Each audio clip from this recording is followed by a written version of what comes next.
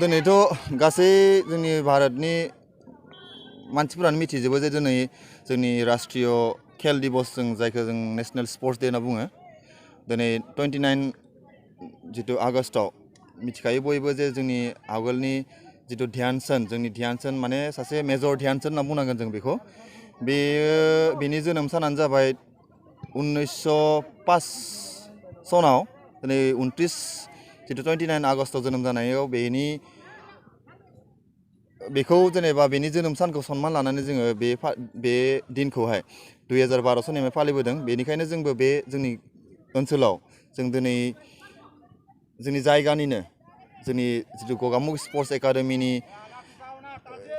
माबाजों जेनेबा जोङो बेवहाय दिनै गगामुग स्पर्ट्स एकाडेमिजों लोगोसे जितु नोलोबारिनि मोनसे मधुपुर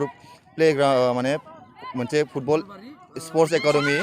नंगौ बेनि गेजेराव मोनसे फ्रेन्डलि मेच जोङो दिनै फालिदों बे सेलिब्रेसनखौ बे गगामुग स्पर्ट्स एकाडेमिया खुंदोंना धेमाजि डिस्ट्रिक्ट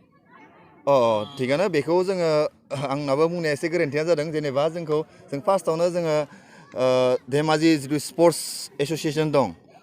बेखौ जोङो गिबियावनो बेखौ थेंक्स होनना बुंगोन जे बिसोरो जोंनो बेबायदि सुबिदा जोंनि गगामुग ओनसोलाव होदों आरो जेरावनोखि बे सुबिदा मोननायनि जोङो गगामुग स्पर्ट्स एकाडेमिया बे दिनैनि हाबाफारिखौ जों आखायाव लादों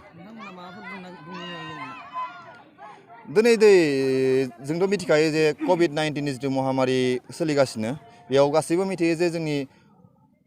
गेलेबाथाय बा मोदोमफोरा जिमान फिट थायो बा जोंनि फिजिकेल एक्सारसाइसआ जोंनि गासैनि देहायाव नांगौ बेनिखायनो आं मोनसेल' गासै जोंनि